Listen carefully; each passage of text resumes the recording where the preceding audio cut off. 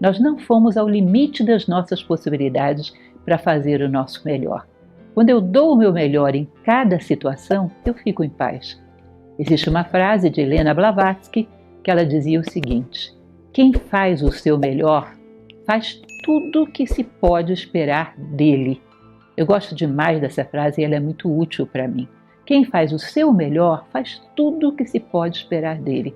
Ou seja, se eu fui até o limite das minhas possibilidades, eu fico em paz. Quando eu não faço aquilo que posso, quando eu regateio nos meus esforços, eu vou ter um sentimento de culpa por não ter feito tudo o que eu podia. E sentimento de culpa é mais um peso que a gente arrasta pela vida fora.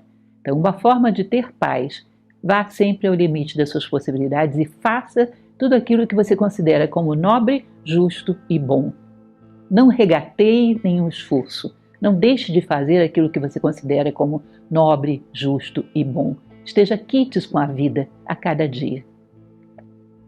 Um elemento que eu sempre aconselho em relação a lidar com o medo, para que ele não seja esse fardo terrível, que serve para situações pequenas, situações mais ligeiras, funciona muito bem. O medo, ele sempre te ameaça de alguma coisa. Ele te ameaça perder alguma coisa. E você ali, com medo de perder aquela coisa, se intimida e muitas vezes se detém. Quando são coisas pequenas, aceite a perda. Assuma a perda. Ele já não vai ter como te chantagear. Dá um exemplo clássico que eu uso porque foi algo acontecido comigo. Quando eu tirei minha carteira de motorista, eu tinha um medo terrível de dirigir. Era uma coisa que eu não conseguia simplesmente sentar naquele carro e dirigir, embora eu já tivesse tirado a carteira e sido aprovada. Um determinado dia eu parei e pensei: por que eu tenho tanto medo?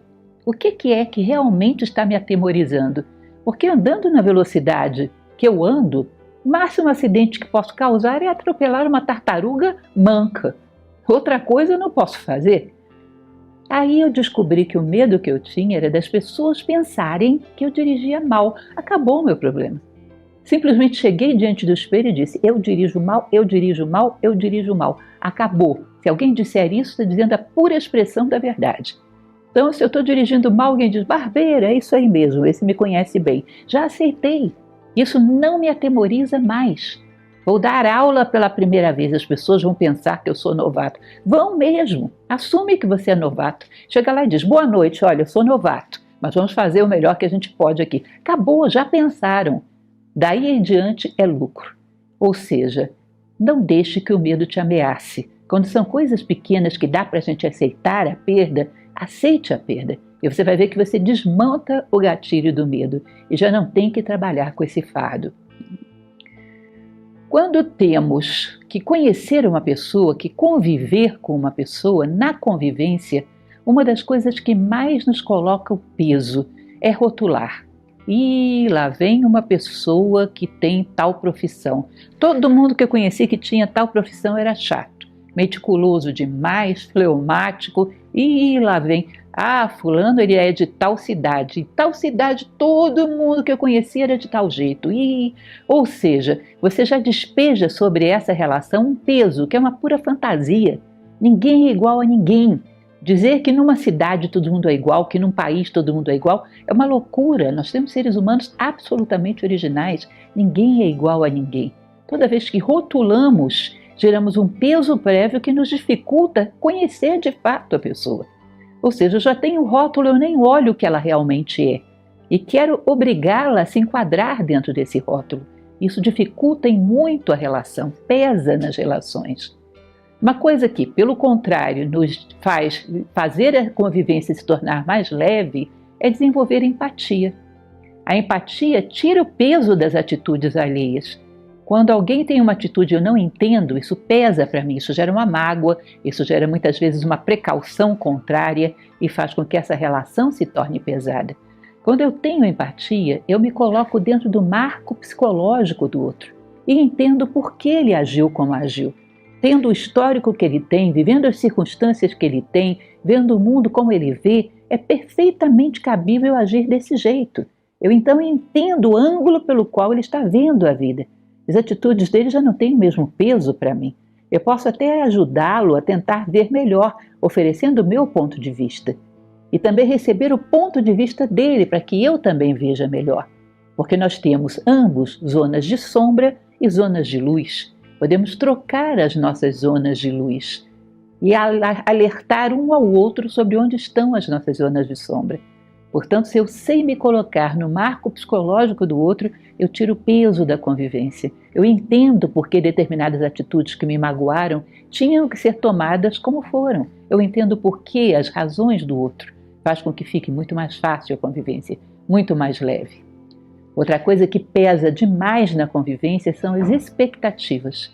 Eu espero que tal pessoa haja de tal maneira. Fazemos muito isso com os nossos filhos.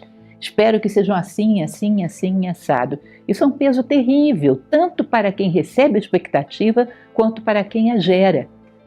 Naturalmente, essa pessoa não vai cumprir totalmente as nossas expectativas. Isso a massacraria, acabaria com a individualidade dela. Ela sente o peso dessas expectativas sobre ela, a relação se torna massacrante, pesada.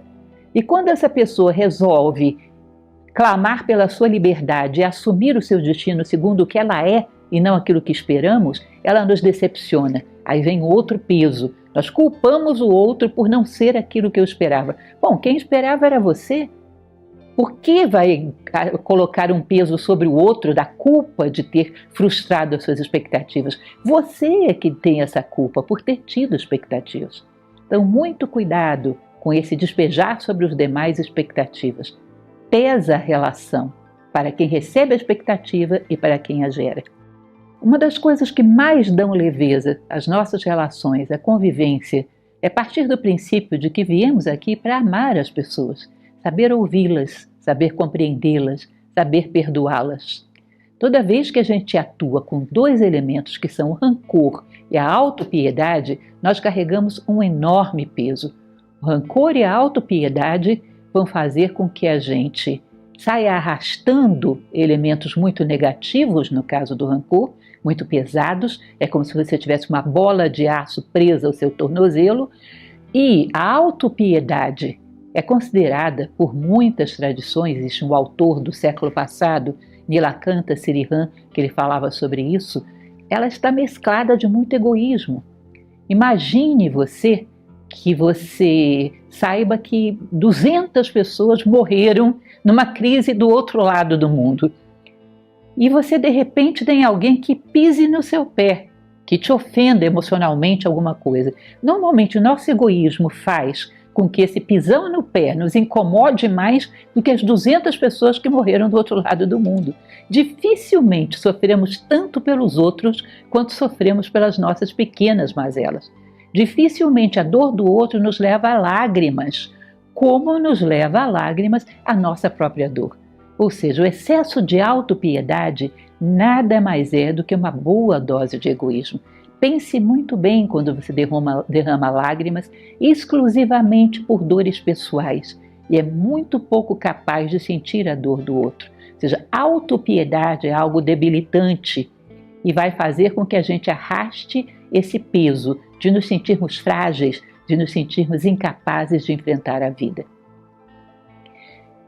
Crer-se frágil também é uma outra coisa que faz com que a vida fique muito pesada. Coitadinho de mim, não dou conta. Isso está estreitamente associado àquele coitadismo, àquela autopiedade. Então eu sou fraquinho, tudo que aparece na minha vida eu considero pesado demais para mim. E acaba que as coisas ficam pesadas mesmo.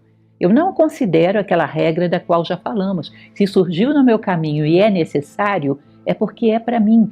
Se eu arremesso uma bola em você e ela te pega, é porque ela é da tua altura.